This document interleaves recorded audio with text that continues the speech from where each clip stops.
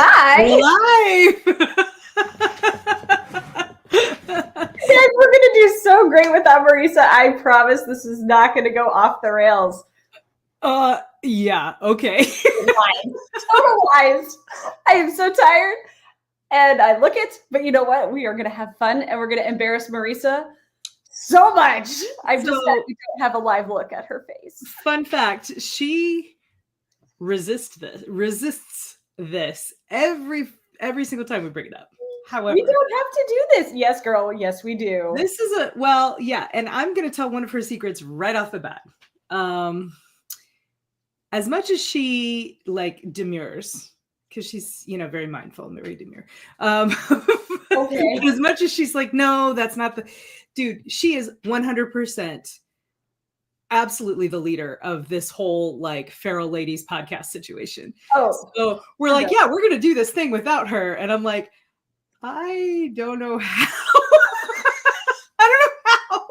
So big props to producer Jeremy for y'all. We all have our strengths. We all bring different things to the feral table, and Marisa has 100% taken charge of the Feral Ladies podcast and our YouTube channel. And producer Jeremy, we love so very much for helping us tonight.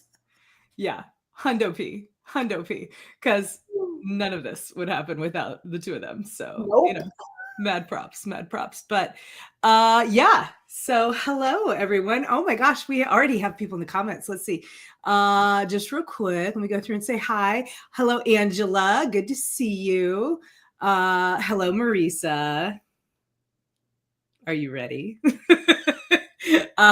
Hey, Travis and Charlie are here. Hey. That's very cool. Sean Haley's here. What's up, man? And Jonathan. Hello, Jonathan. I can't do the thing where I click on the comments, so I'm just going to call you guys out. And if I miss you, it's because I don't like you. That's not true. It's not. That's not at all true.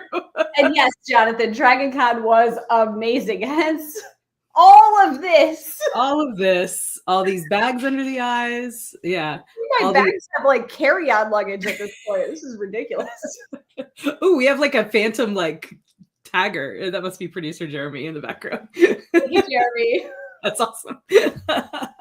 So DragonCon was awesome. We are going to do a full Feral Ladies episode to do our after action of DragonCon. So next Wednesday. Yeah, so more to come, more to follow on that, but just know that it was a great time. It was 100% a level up, and we had so much fun, met so many wonderful people, saw so many wonderful friends, sold a lot of books. It was a good time. But that is not why we are here. No. Yeah, no, we are not here for that. We are here to talk about our friend behind her back on the internet. Live on the internet to her face as she is unhinged in the comments. That's right. So speaking of DragonCon, one of the highlights for me was that it was sort of like the exclusive pre-release party for A Plague of Magic, Marisa's fancy shiny new book. There we go. And I am the proud owner of one of these copies, and Melissa is not. Why are you not, Melissa? I'm so sad. Marisa doesn't love me anymore. Actually, it's because I legit told her, girl, I would love to have my own beautiful copy of that gorgeous book, but only if you don't sell out. And she sold out. She sold out quickly, quickly. People could not wait to get their hands on this for good reason, for really good reason. So, rice. I have read it rice now. Yeah, so I started rereading it again, kind of in preparation for tonight, but also because Melissa was like, I'm rereading it, and I was like, fuck, I want to reread it too. Oh, sorry, Jeremy. This is live, so he can't roar over it. My bad. Oh, I got the head shake of disapproval. Sorry. It wasn't me. It was not me. It was me. I'm sorry. Anyway, I want to reread it too, so I started rereading it again. And you guys, y'all, it's just as, it's like spaghetti sauce, right? It's better the second time around. It's better the third time around. This book. So certain books have a quality. Disapproving producer. It's amazing. At least he's just my producer and not a disapproving husband to me. So, but certain books have a quality I've noticed that, and sometimes movies are like this too, where like you read through it the first time, you're like, wow, that was super good. And I usually, for me, a lot of times it's when I'm talking really fast. I'll slow down. But I can't. Like I said, unhinged. Unhinged. I can understand you, therefore we're fine. There are no hinges. But it's the stories. It's the stories that like a lot of times I read really fast because I'm like really into it. It's very immersive. And then I go back and I reread it and it's like, oh shit, like there's that thing. And not that I necessarily missed it, but maybe I glossed over it the first time. And so knowing what's coming makes it like hit that much harder. And just, yeah, this book, this one right here is like that, you guys. It's amazing the first time around. It's even better the second and third time around. Yeah, yeah. So there's a question. Angela had a question about if it's a book one or a standalone, and Marisa answered in the comments. She said it's book one, but it works as a standalone if people should prefer. But we don't want it to be a standalone. Y'all, you're gonna read it. You'd be like, I need more right now. I need more. I need to find out what happens to Seema and Harvin and sexy ass Dagore and. There is more to this story. So you guys go buy this book, go buy it for your friends so that our publisher is like, hey, Marisa, could you write another one of those? Because yes, please. I would really like for that to happen. Thank you so much. And this entirely selfish. You guys, we are very selfish people. And Absolutely. we need this for us, but we also love that you too would benefit from getting a whole series of Tiny Angry Dragon and Seema. Right. Yeah. Yeah. Story. Yeah. I need more Yagen in my life. I do. That's just the way it is. Right. Oh my goodness. Marisa also does this thing that kind of, I mean, like, I love it because it's happened since I was like a little kid, but also it's like, it's kind of annoying. And she writes these beautiful names and I don't know how to say them out loud. Like Seema, I know because she has said it out loud, and I'm pretty sure it's Yagen, but I don't know. Yagen, Gotti, Terrio, Ackles. Mish. Oh, Mish. Okay, Mish. So I know we're babbling now like about the characters and y'all have no idea who we're talking about. Just know that we are talking about Seema, who is our protagonist. And we are talking about her crew, which is Gotti and Terrio and Ackles. Oh my God, sunshine in a bottle. And Mish, the like quintessential little brother. Yagen is our tiny angry dragon who you're going to love. He's very tiny and very angry for very good reasons. Yeah. Spoiler, we're not going to tell you reasons because we want you to go read this book again for selfish reasons. We want it. We need more. But so the elevator pitch, Jonathan Cohn asked in the comments for the elevator pitch for the book. Nice. And I can't do it as well as Marisa can. So what I'm going to do right now is I'm just going to read the blurb for you on the back. Okay. It says, magic has been outlawed for centuries, but when Seema's life choices limit her crew's avenues for making a profit, they're forced to scavenge in a haunted corner of the city where they unearth what they believe to be life-changing loot. Then it all comes apart. The hoard they've recovered is something more than material treasure. It's potent magic from before the cataclysm that brought the old world to ruin. Will the plague of magic they've unleashed destroy her chosen family, her city, and the world? Or will the recovery of the items fenced by her gang lead Seema to become the guardian of a new age? So, yeah, it's super, super good. Jonathan, I think you would really like this one, honestly, because it's got a lot of the like classic fantasy elements with like a dark edge. I think Melissa, you were the one who said that it has kind of a Jimmy the Hand feel to it. So a couple things. One, this gave me serious Arcane vibes, and Heather Hollow, aka Edie Sky, totally backed me up on this. She's like, yup, definite, like the Netflix series Arcane. And I mean, we were all watching that show when she wrote this, so makes sense. But like this is fantasy at the street view, right? And this is why Seema gave me Jimmy the Hand vibes, and like just from Raven Feist Rift War Saga.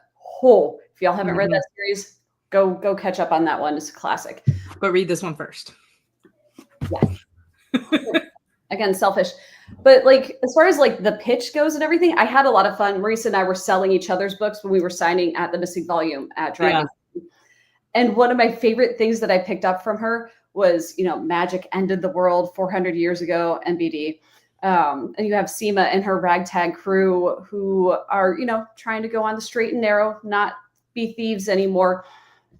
But they're just desperate enough that when they find legendary treasure, they don't question it. Right. However, I would like to draw your attention to the title of this book, A Plague of Magic. A very tiny, very angry dragon who is everybody's favorite. Yeah. Yeah. Yeah. It's fun, but it's also like dark and heart-wrenching, which, I mean, you guys know, like I love a good gut punch, right? And this one delivers from page 1. I feel like this whole thing, we're going to talk about Marisa too. Don't worry. We're not just going to like, what's the word I'm looking for? Shill her book the entire time. But I don't even really feel like it's shilling. I'm just like enthusiastic about it. But also, I feel like I'm really shorter.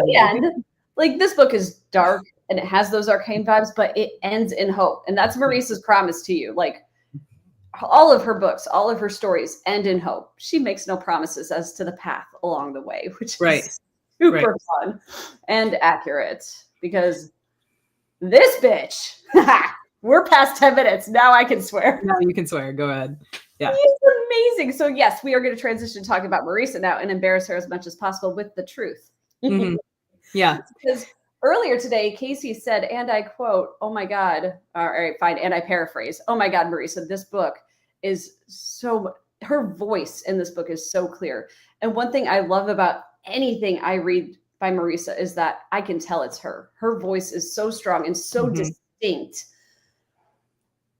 And her prose is it's like so lush. You know what I mean? Like her descriptions are so immersive.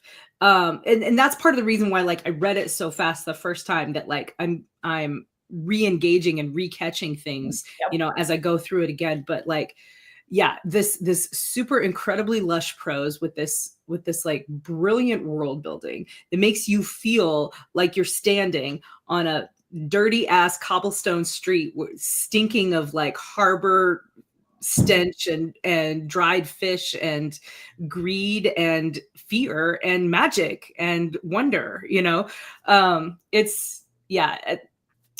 When I first met Marisa time math years ago, one of the things that I remember thinking was, who the hell is this girl and why does she write like scenes? Because in case you didn't know, Marisa and I met writing Pern fan fiction on the internet. And I remember thinking, who the hell is this girl? And why does she write these like incredible scenes and stories that pull me in and make me feel like I'm there, make me feel like I'm like, yep, that's right, Pern porn. And make me feel like I'm, actually taking part in these negotiations. And it wasn't just like she wasn't like a one trick pony. You know what I mean? Like a lot of people could write a really great hatching scene or a really great, romance scene, or my thing was always the flying scenes. Cause I, had a little bit of an advantage because I was actually in the process of learning to do aerobatic flight at the time, some of the time. Right. Or I had already learned how to do that. So like but Marisa could do all of that. And she did it all from her imagination. And she did it in such a way that like, it was immersive and it made sense. And since then, time math years ago, after umpteen million Pern series and, writing scores of short stories and, I don't even know how many novels she's done. I know she's done 5 with me personally. She just gets better and better. And it's so fun. And I'm so fortunate to be able to have her, not only as, I mean, we'll talk about her best friend qualities later, but like her qualities as like a writer friend, she's so useful to have in your corner, because I can be like, Marisa, what's the thing that does the thing that, makes you feel, and she's like this. And I'm like, yes, she like her insightful. Yeah. Yeah. And she's so good. You know what else she's super good at? She's so good at character names. Like, Yes. how many of my characters has Marisa named? Probably half. Probably half. Yeah. The banter? We haven't even on the banter. Like, half the time I'm like, I know they need to say something here. And Marisa, without missing a beat, would be like, blah. And I'm like, you right. Yeah, that's exactly what they'd say. Mhm. That's perfect. She's got that witty banter on lockdown. Yeah, she does. She does. I think some of that is probably because of how she grew up, you know, kind of scrappy and Boston South Shore. So we get to see some of that in a lot of her writing, which I absolutely adore. But yeah, she's a fantastic writer, and I feel so fortunate every time I get to work with her, and every time I get to like bounce ideas with her and stuff. And she's a great friend. Oh my God, the best. Yeah. I love her so much. I am left whenever I can't talk with her. It's been low these many years since I've seen her, like 4 days ago since Dragon Con, 3 days ago. Has it been? Maybe 4. It feels like 3 years. I don't know. Yeah. I'm so sad. Yeah. I mean, legitimately, I am like codependent. Yeah. Same. All of us. Yeah. No, she, so unfortunately Marisa came home from Dragon Con with a little bit of I don't know, concred that turned into bronchitis or whatever. So like we haven't been like hanging out, but I have legitimately yeah, Angela, Atlas is here. He agrees with me about everything that I have to say. But yeah, I have legitimately like sent my husband to her house with like, here are gifts of fire honey, you know, to put in your tea to make you feel better. Because I can't have Marisa not in my day. And yes, Charlie, you are absolutely correct. She gives the best hugs, which is a key quality in any best friend, I think. Yeah, for sure. For sure. She's the kind of person that like, when I am, and I'm melted into my chair. Yeah, this is funny because I'm literally picturing Marisa right now doing this. Are you doing this? Are you like hunched down? That is what Marisa does when she gets like overwhelmed with compliments. So fire, yeah, it's super peppery, you guys, but it's awesome. I love like it works.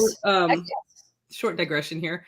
Look up a recipe if you like get colds or sore throats or chest coughs. Look up she is. Look up the recipe for fire honey. It's amazing. It's like honey with a bunch of like spices in it. You put it in your tea and it like burns, but it burns really good. Anyway, it helps. Yes, Marisa.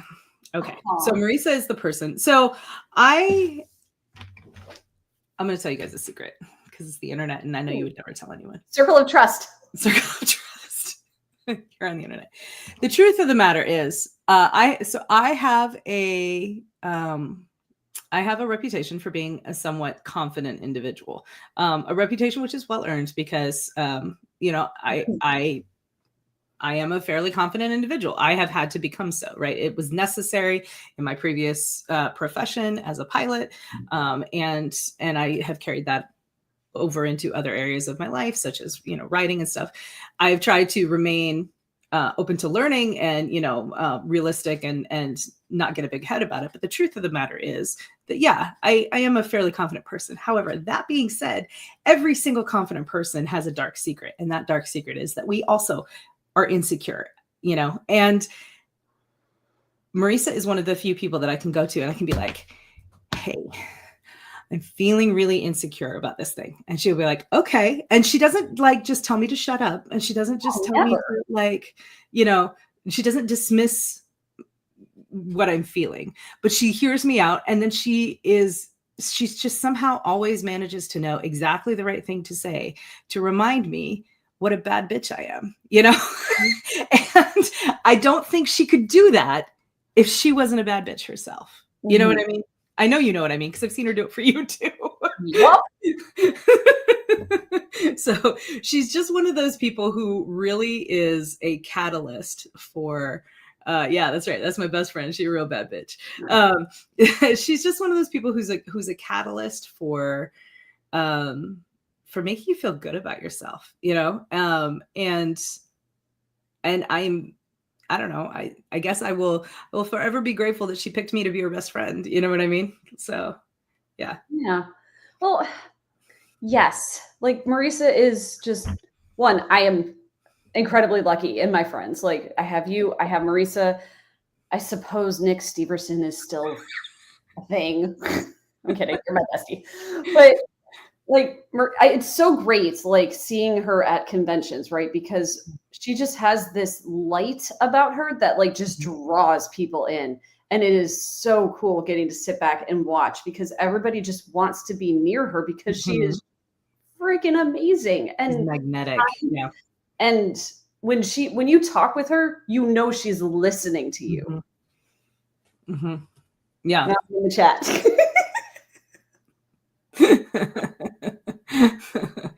Yeah. Yeah. We're so lucky. Yeah. No, we really are. We really are. So when did you meet Marisa? So I met Marisa at my very first Fantasy, which was my very first convention that I attended as a pro, right? I had what, 3 short stories out at that point. Like I was a baby. And she was on my very first panel.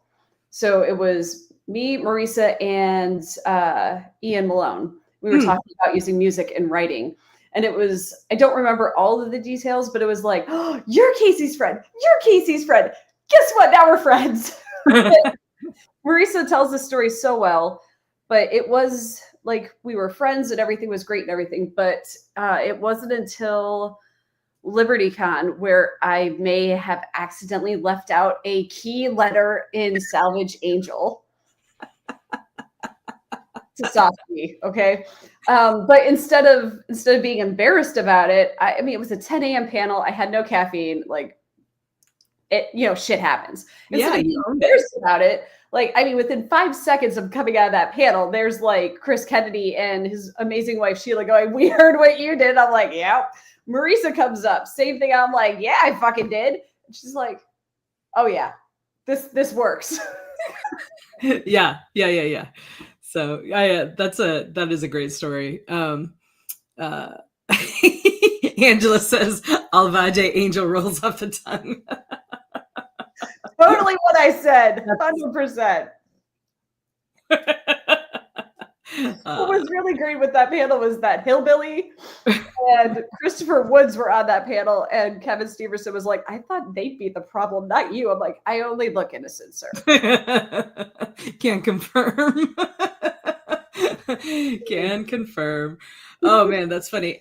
So earlier up in the chat, Nick said that Marisa was mean to him and that he calls her names. Folks, let me set the record straight. The name which Marisa calls Nick is a little brother. So Marisa is one of those people who like Melissa was saying, she's just magnetic, right? She draws people to her. And she tends to have this quality where because she does draw people to her and people want to be, kind of part of her circle in that light, part of the fun of like, she like carries this fun aura around her. Right. And that, this fun bubble, and they want to be part of that fun bubble. And Nick, with all of his, chaos and menaceness, fits right in. But it is funny for me to watch, we've talked before on this channel how we have a group chat and with Nick, and it is funny for me to watch the two of them going back and forth because like, I adore Nick. He's also my little brother, but he pokes at her more than he pokes at me. So I just get to sit back and watch her go all Boston on his ass, and it's amazing. The best thing with that particular Fantasy that Nick was talking about was he, having never read Dragon Riders of Pern in his life, does a quick Google search on it and then decides that dragons, they're not real dragons, they're test tube lizards, and proceeds to poke at Marisa, who is one of the, I can't remember, like the 4-H dining out thing that we would do. Oh, the Madam's Vice. Yeah. Madam Vice, which means, she can make you drink if you don't follow the rules. So Marisa made Nick drink a lot. It was top tier revenge. I'm just sitting back going. Yeah. So Jonathan says, me, which letter did she leave out? A few seconds later. Oh. It wasn't the letter O. Just say it. Oh man. Oh, Tony's here. Hey, Tony. Hi, Tony. So fun side note, Tony Connor and his lovely wife, whose name I won't say on the internet because she's not a public person, they're from Australia, and they came to Dragon Con and hung out with us all weekend. And I believe they're at Disney World now or something like that. Anyway, so thanks for stopping in. It was good to see you. Yeah, we let's talk a little bit about, so we've talked about Marisa's new book, and we've talked about how much we love Marisa. We're going to talk about more, just to be clear. I mean, yeah, we're gonna talk about that more, but let's talk about how A Plague of Magic came to be, because I think there's some interesting points that the internet needs to know about just how magical the genesis and origin of this book truly is. Mm-hmm. Do you want to start, or do you want me to? Okay, so you want to tell the treasure part, and I'll tell the New Orleans part? Sure. Yeah. Okay. So I was more talking about like how quickly she produced it, but well, now that makes sense. Fine. Okay. So, but then we can talk about the inspirations afterwards. So, there we were about a year ago this time, actually. And Marisa and I were just back from Dragon Con, and I had been invited to be a featured space opera guest at MarsCon the following year. This was at the end of, actually, I guess it was 2 years ago. No, it was a year ago. It was a year ago. Yeah. Is that right? I guess that's right. Anyway, God, this year's been long. A lot of time. I know, this is why we don't do time math. Anyway, I've been invited to be a space opera guest, and I was like, oh, wouldn't it be cool if I had a new space opera release? And fortunately for me, I have a whole space opera series. Yay! So I reached out to our publisher, Chris Kennedy, and I said, hey, when would you have to have a book turned in order to have it released the week before MarsCon? And he said mid-October. And I said, bet. So I did what I always do in this situation, and I called my bestie, and I was like, hey, you want to write a book with me? And do you think we could get it done by mid-October? And she was like, fuck it, let's go. And so together we wrote, and we've talked elsewhere about this, but it was kind of fun because it really did.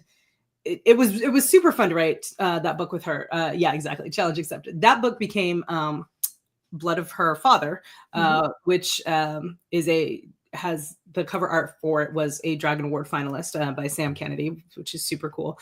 But the way we wrote that book, we wrote it in a very similar method to how we had written stories with Pern fan fiction before, where like we would literally open up a Google Doc. I would write a paragraph, and then she would write a paragraph, and then I would write a paragraph, and then she would write a paragraph. Now, to be clear, this resulted in something that was not fit for publication because it was very head hoppy, right? So it was like my character's perspective, paragraph break, her character's perspective, paragraph break, my character's. So we had to go through and like rewrite it in a single POV so that it like actually made sense. It wasn't confusing as hell to the reader. But you guys, writing that way with my friend with whom I had written that way for so many years was so much fun. And you know, it was, she's talked about this before, but like, it was one of those things where like, I would write 3,000 words and then I would go to bed, and then I would wake up in the morning and Marisa will have written like, you know, 4,000 more words. And I'm like, sweet, I've got 4,000 more words on this story that I am experiencing. It was like reading, you know, yeah, it was like reading my own personal like serial that was being written for me. And it was such a good time. And because it was so much fun, in part because it was so much fun, it went so quickly. So 5 weeks later, we had a novel and we turned that sucker in, and we were super psyched. And I was like, great. And, you know, I started working on Shadow Card Guardian, which was fine. And Marisa was like, okay, well, what do I do now? What should I do now? And she had been talking for some time about wanting to write a fantasy novel.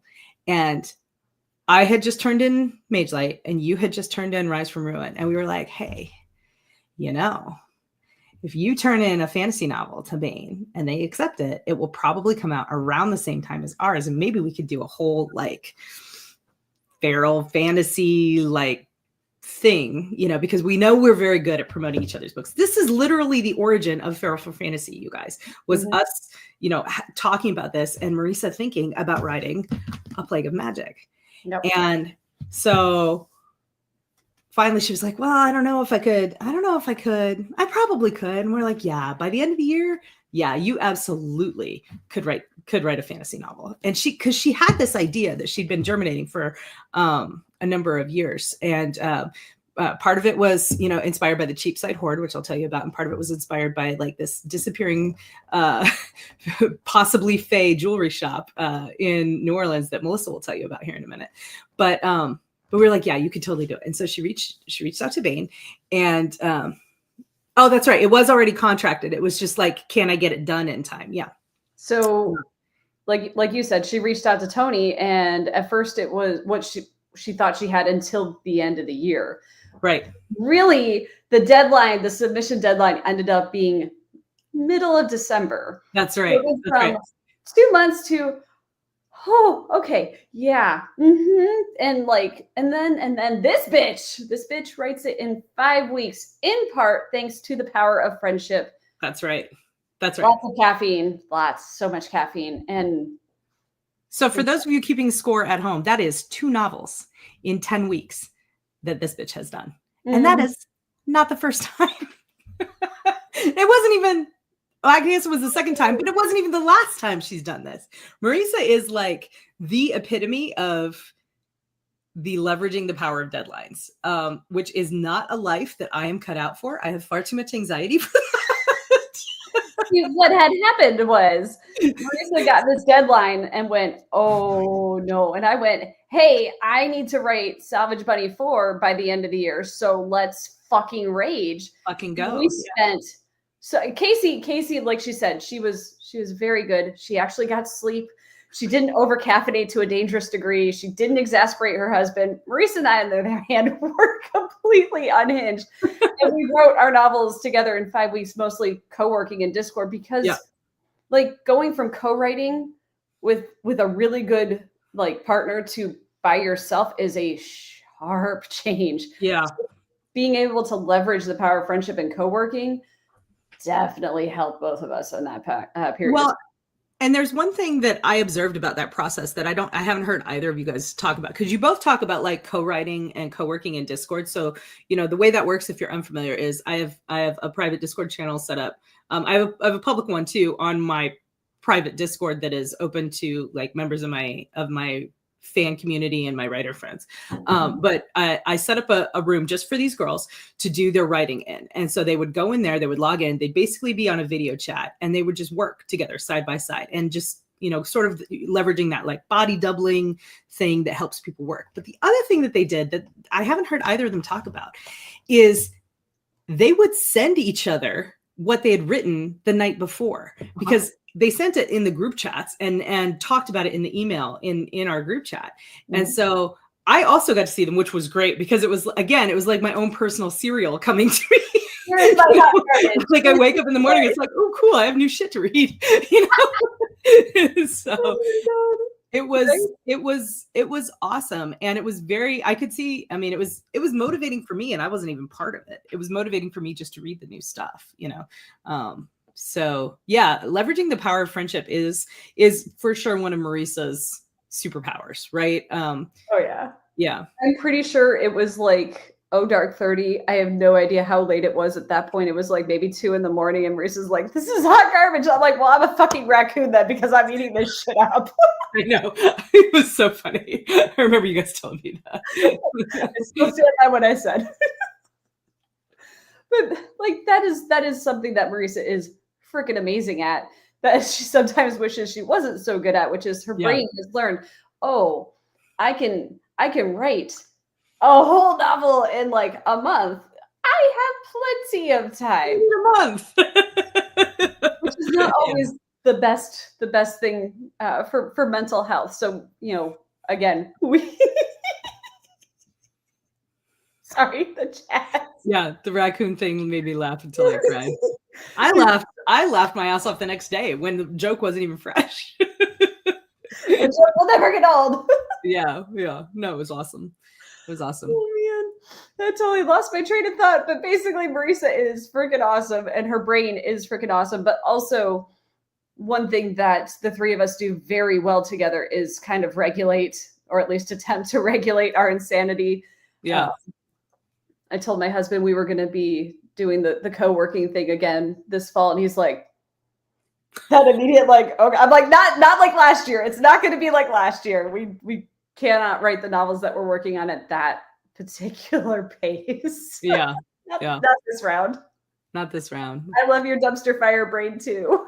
I do too. Hey, producer Jeremy, can you highlight John Osborne's last comment for me? Because I wanted to address that, right? So John says, first of all, hi Oz, good to see you. Thanks for making it.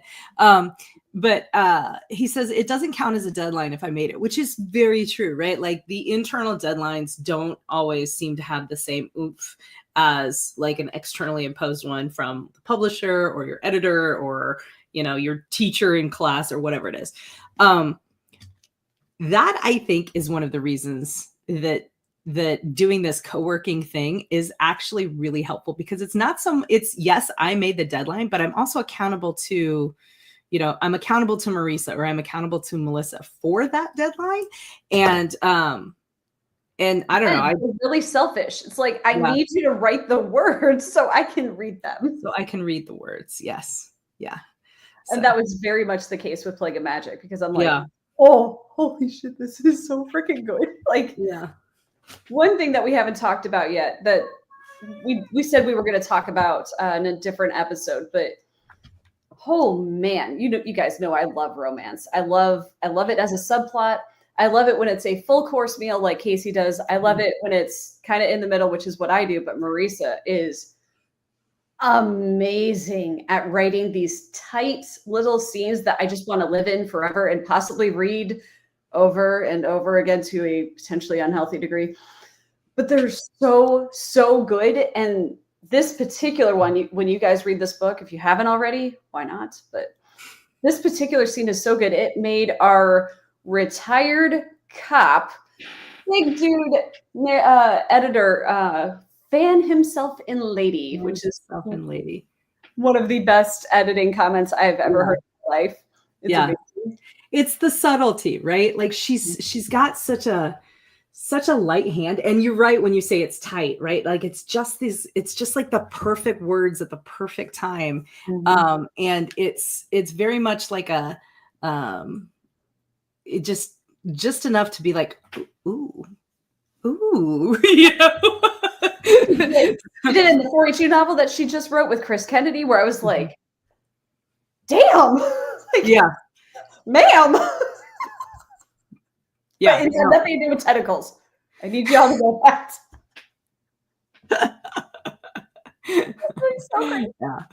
Woo. Marisa says that's her favorite editorial note of all time. So Marisa actually was one of the ones who gave me my favorite editorial note of all time. Would you like? I don't think I've told you. Well, you know it, but I know it, but you can say it. Fun little Marisa story. So you guys probably know that Marisa and Melissa and I, along with a couple of other people, we all read, like alpha read for each other. Charlie Cox is one of our beta readers too. And I recently finished the draft of the sequel to Mage Light, Blood on the Sand, and I sent it out to all my beta readers, including Nick Steverson. And there was this one particular scene where a guy gets stabbed with a sword, right? And so I have, my words were, and I quote, his eyes bugged out. And then his eyes bugged out again. Like I literally wrote those words like that. I'm not sure why. It might have been 1 a.m. I don't even know. But my favorite editorial comment was Marisa. Like, she had this like, and I don't know if you guys know if you've ever worked in Word, but you know how like the comments, you can set the comments to show up in the sidebar, and it's like a block of text off to the side.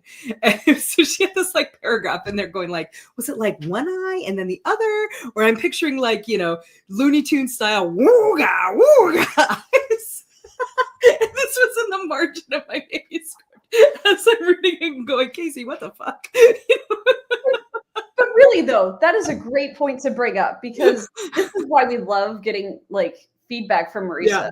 Yeah. Because she is so insightful and so good. But more to my point, I swear I'm gonna get there. That's what she said. They're always either humorous or kind. Like, she could be pointing like, you need to fix this, but she doesn't stomp all over you and make you feel like crap, because it's not how she does feedback. So I 100% prefer Marisa's method, where half of it is like, we just do unhinged comments to each other, like some kind of like, I love this so much, fuck you, bitch, why are you so good at this? All caps. But when she finds something that didn't hit quite right, she won't tell you how to fix it. She might have suggestions if it really pops into her head, but she'll be like, hey, this didn't hit quite right. The all caps cursing is my favorite. Yeah. And then thoughtfulness with unhindery. Yes. Marisa's feedback is always amazing, and I need to never be without it. Yeah. She's also really good about like when she offers you suggestions, because she's done that for me. I don't even fucking know how many times over the course of our careers yet, but every time, you're right. Like, she finds something that doesn't work, she offers a suggestion. I'll be honest with you, it is not often that I take the exact suggestion that she gives. But usually what she does is she points out that something's not working, and her suggestion provides a jumping off point for my brain to find a solution that I think works better with the rest of the story. And the great thing about Marisa is that she is not precious about her comments. No. She does not come back at me and argue with me about like, you should have done it the way I said. Never. She's, you know, she understands that like, that's not her role as a beta reader and editor. Her role is to point out what doesn't work and make suggestions, and then let me, the writer, figure it out. You know what I mean? So that's one of the things. It's a fine line, and it kind of probably makes me sound really bratty to bring it up, but I think it's important because, you know, we should show appreciation for people when they do things well and provide what we need. And that is what we as writers need from our beta readers and editors. Yeah. So I would like to point out that while for the most part Marisa does that, there is one particular case where she was like, no, you need to fix this. Like, there will be a black dragon in your book. And this is what you need to do. All caps. I'm like, okay, yeah, right. That's fair. That's fair. Right. But I didn't think about that one because I fully 100% agreed with her. It was the right call, and I love her so much for like catching that. Like, she's like, no, I need more of this adorable baby tank. Yeah. Where is he? I'm like, where is he? Yeah, he's right there. Totally been there the whole time. Yep. Yeah, he's been there the whole time. His name is Riven. He's great. So yeah. Is such a fun word, isn't it? And really descriptive of our current mental status. Yeah. And Marisa, kind of. In the best way. In absolutely the best way. Yeah. This is why we all vibe together so well, because we're all about the same things, more or less. Yeah. So I would like to point out this is probably the longest we've made it into a podcast where Kacey has not said what she usually says about her husband. Oh, well, yeah, that's true. I'm very proud of you, or disappointed, both. I have not yet told the internet how much I love to fuck my husband, but I do, internet. It's just as much as I love to fuck easy, like, I love Marisa on a completely non-physical level, so close to that. I know we're gonna tell this story again for our DragonCon AAR, but I need the internet to know that at one point that bitch 100% made me question my sexual orientation. Y'all, she hot. I'm not gonna lie. My bestie hot. And when she's mad and gorgeous, I'm like, Damn. She had this like green dress that was like, it was like a peasant style dress with like, you know, the little Busty ruffly, barmaid. yeah, busty barmaid sort of top. And that Angry was, busty barmaid. yeah, and she had all the going on. Beautiful. It was beautiful. Yeah. With her like gorgeous shining purple hair. It was boobalicious. Jeremy, you missed it, bro. Like, have her put the dress on. I'm just saying. Like, you're welcome. We all bought the dress. But yeah, she had like this you know, her gorgeous purple hair and nice. And like, you know, her eye makeup was flawless, and she just was, I was just like, oh god damn, girl. Right? I was like, oh. I mean, I'm monogamous. I'm not blind. I stole that. Yes, that. I'm married, not blind, and equal education. Straight and monogamous, but not blind. My friends are all pretty. Yeah. We're all too pretty for jail too. Just standard disclaimer. Yeah, that's right. Too pretty for jail. Yeah. Go. So it's been 45 minutes. So tell the jewelry the shop story, and then I'll tell the Cheapside hoard story. So time math years ago, Marisa was in New Orleans, as one does. It was for like a work conference, and then they were exploring, her and her friends, and they found this amazing jewelry shop where the owner was like, here, let me deck you out in these incredibly expensive, like color changing sapphires that you cannot afford, and go out into the sunlight and like see how gorgeous they are. And Marisa's like, we cannot afford these. And the shop owner, who 100% was a fae, I will take no follow-up questions. He's like, you know, that won't always be true. And ever since then, Marisa and her friends have tried to find that shop, and there was no internet presence. It is not there. It has never existed as far as anybody can tell. So that, you know, partially inspired Plague of Magic, but it also has inspired us in that at some point we are going to go to New Orleans and we are going to find that shop, because that magical fae shop owner said one day we'd be able to afford those gorgeous jewels. And I feel like that time is approaching, and we're going to find it. At the very least, we're going to find beignets. So true. Right. Yeah. Win-win, really. Win-win. Yeah, for sure. Thank you, Marisa. Not sapphires, diaspores. Well, if I said that word correctly, but here we go. Yeah. Yeah. Go armed. I mean, obviously, Travis, like, stop giving our secrets away on the internet, bro. A little cold iron never hurt anyone, right? I think you just meant for New Orleans in general, but yeah, you always sure, for the sure, right? Yeah, cover the spectrum of threat. Yes. Okay, so I don't tell the story as well as Marisa does, which kind of maybe is a theme for my life in general. But one of the major influences, inspirations for A Plague of Magic was the story of the Cheapside Hoard, which I think is something that you can Google if you want to. But the way I heard it, what had happened was in the 60s, I think, in London, they were demolishing some old buildings, and there was this work crew that, as they were demolishing, you know, tearing down these old buildings, excavating, you know, getting ready to like construct new stuff, they found a hoard of like, it was like a medieval goldsmith's hoard that had like things dating back to Roman Londinium, you know, like Roman coins and medieval golds, jewelry and cups. And like some dude had all this gold and had buried it in his backyard, and it had lain forgotten there for centuries until this crew of workmen dug it up, and they're like, hooray! Let's go drinking. Quietly split it up and quietly like fed it into the economy. And so all of a sudden this stuff is like popping up in like jewelry stores and pawn shops, and, you know, like, and everyone's like, where is this stuff coming from? And I think they didn't find out about it until after all of the original guys were dead, because I think, if I remember the story correctly, Marisa, you can tell me if I'm wrong in the comments, but all of the original workmen who found it, like, they swore a pact that they would not, you know, not tell about it, and they didn't until well, ever, and then eventually they died and the story got out. So, and if that's not the way that it is, that's the way that it should have been. The natural history guy found out that same night, and he was like, "Oh God, we got to gather this stuff up." Oh, and so then they went around trying to get it back. Yeah.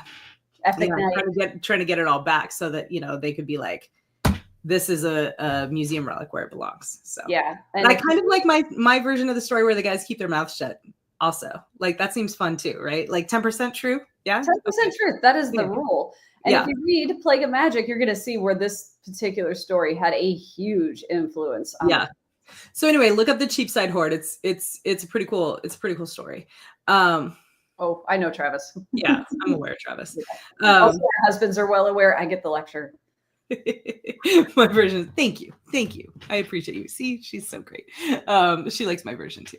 But yes. So that that's one of the inspirations for the Cursed Horde in A Plague of Magic, which is the big score. In this incredible tagline by Tony Weisskopf, a big score, a little dragon, and a whole lot of trouble. And it is I've had people say a whole lot of trouble. I've had a lot of people say that this reminds them of the epic fantasy of like their childhood, right? Of like we said, Raymond Feist and the Rift War saga, the sort of street level fantasy. I don't know that I'd call it sword and sorcery necessarily, but like maybe knife and wild magic. I also love the whole. It's got those post-apocalyptic vibes that I freaking adore. Only in Marisa's case, it was magic that like ended 90% of the world, like destroyed civilizations, changed the shape of the land itself, changed how people see magic and how the governments worked and how people survived. And it was just those glimpses of that history made me want even more. And again, selfish. I need book 2 because this is like a lot of fantasies. Like it starts here, but we've talked. I know what her plans are, and I want to see out here, so to speak. Like I want that wider worldview because I want to see what other people did to survive that apocalyptic event. Because heck yes, cataclysmic magic. Like because guys, magic in Marisa's world, magic is not safe. It's like that that meme or that comic strip with like the skeletal Santa Claus handing a kid a sword for Christmas. Like, well, that's not safe. It's not meant to be. And magic is not something that people can easily or should control. And those themes in that book are top tier awesomeness. Yeah. Very well done. I want more because I want to see that view, that outward view of like what else happened because of the cataclysm and what else is happening because of this reintroduction of magic into the world.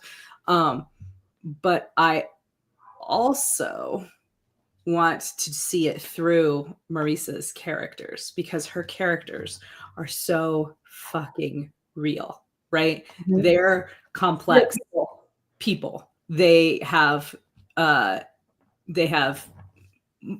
multiplicity of motivations, some of which conflict internally as well, right? Seema in particular, I think, is one of the best characters Marisa's ever written because the way that she's written her, we get to see.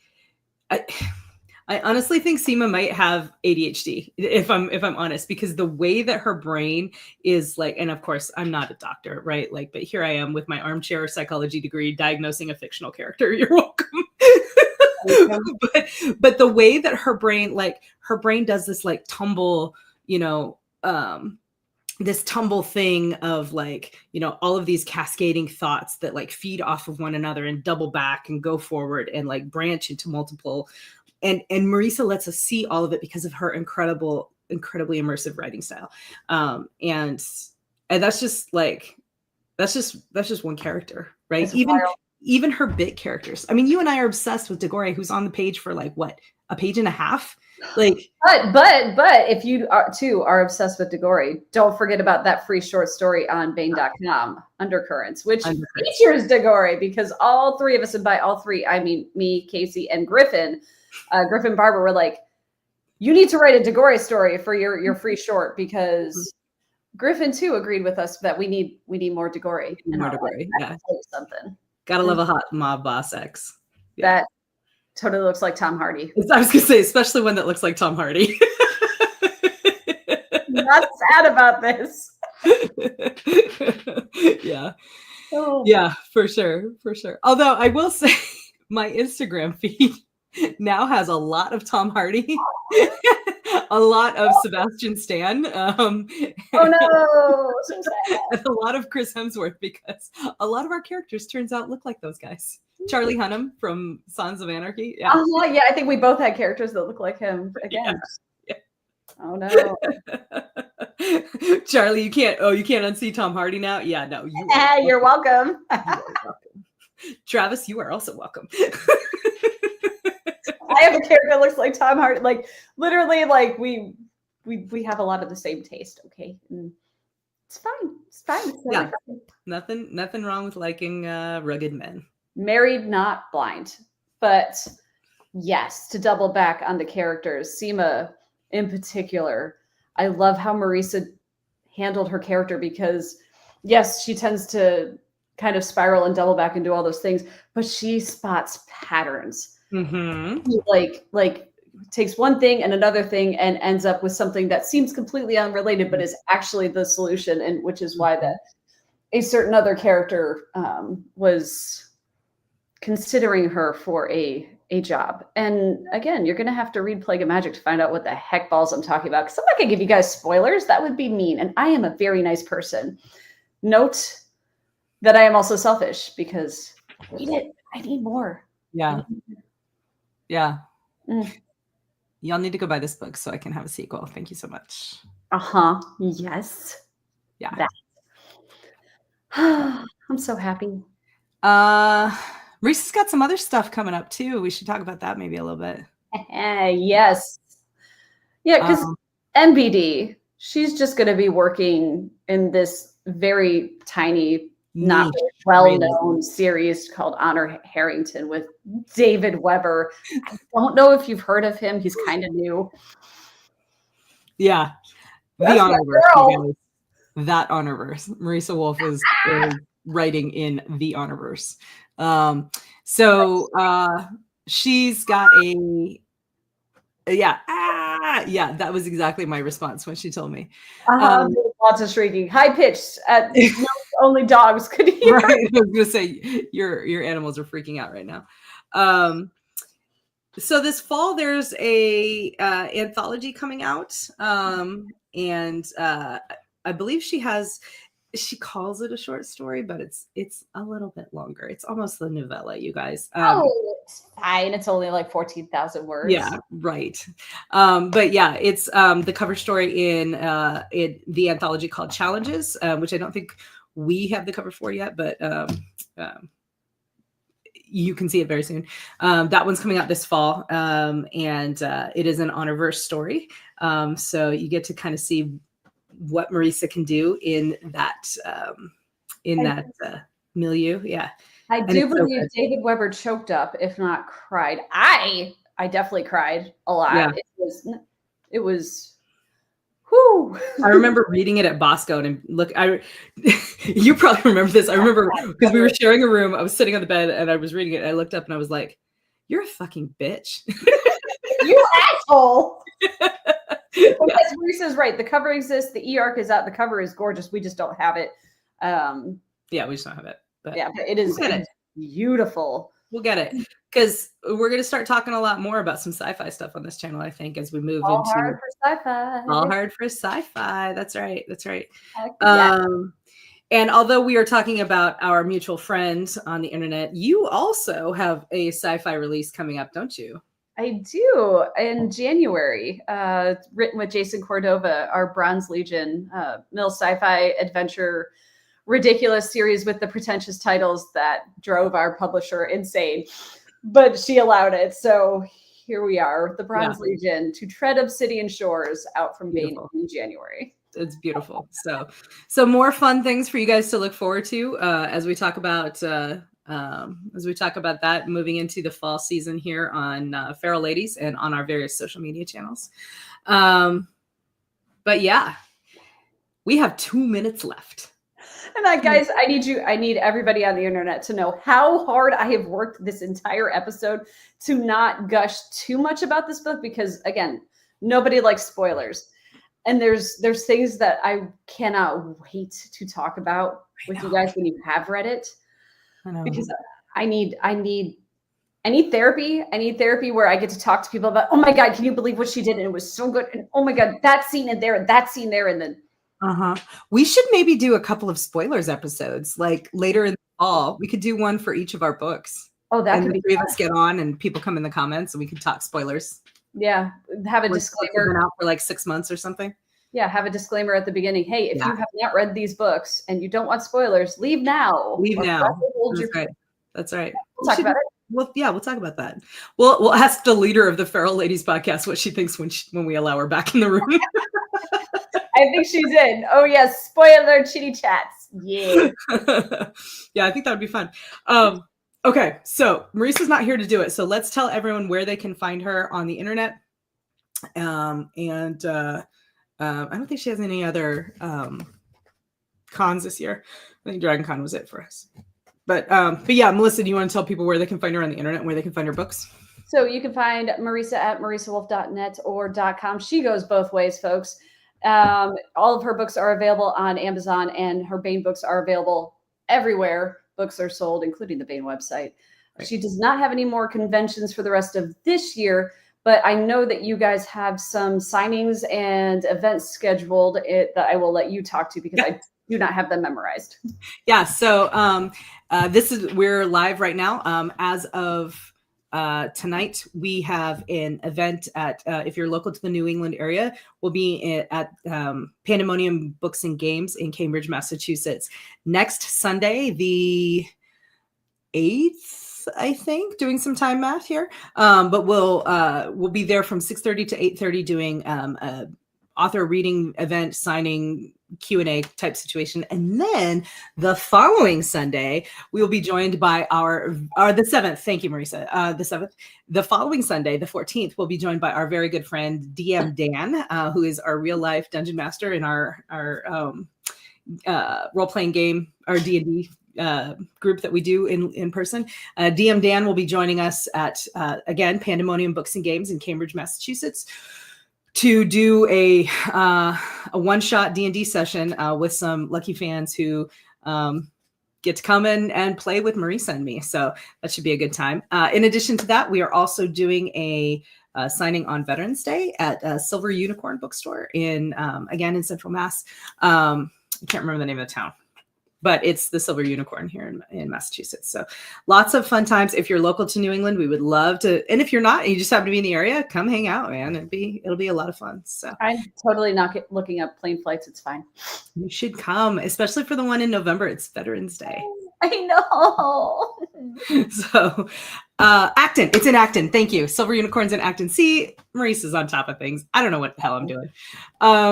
Okay. I'm Kacey Zell. You can find my books at kczell.net or .com. I also own both of them. And just like Marisa, my Bane books are available anywhere books are sold. But if you can't find them, go to my website and I'll get you there. And Melissa? Melissa Olthoff. That's my last name. Now you are. Dang. I tried to say Wolf. MelissaOlthoff.com or .net. I'm on all the socials because that's how we do these days. And I don't have any more conventions, and at the moment I don't have any signings, but I'm working on it in the local area, so we'll see what happens. Yeah. So all right, for Marisa Wolf, we are the Feral Ladies. You guys, thank you so much for joining us to celebrate her and her new release. Oh yeah, Marisa's right. Come see us next week when she is allowed back on screen live, where we're going to do our live episode where we're going to discuss our AAR, our after action report for Dragon Con. That's right. Also, go buy this book and go to your local bookstore. I don't care if it's an independent bookstore or a big box bookstore. Go to it.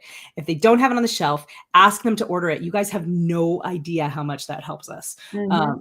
So go buy this book. Go buy it. Go buy extra copies and donate them to your library or give them to a friend or whatever. But buy this book. A sequel. So buy the book. It's awesome. I need a sequel. Yes. Okay, guys. We love you. We got to go record another episode. Yeah. Woo! Yay! And normally, like, Marisa would push the button 6 times, but neither of us have a button, so we're just Yeah, gonna no buttons. We're putting it on Jeremy. Producer And Jeremy cuts us off. he doesn't like